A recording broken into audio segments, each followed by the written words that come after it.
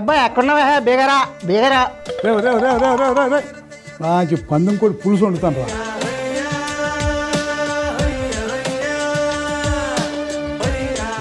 దొంగలు కొట్టినా ఎలా చూస్తున్నా? ఏం లేదు, పందెం కూడా అన్నావు కదా, ఆడికి దొంగతనం చేస్తానని డౌట్ వచ్చింది. ఉల్లిగారు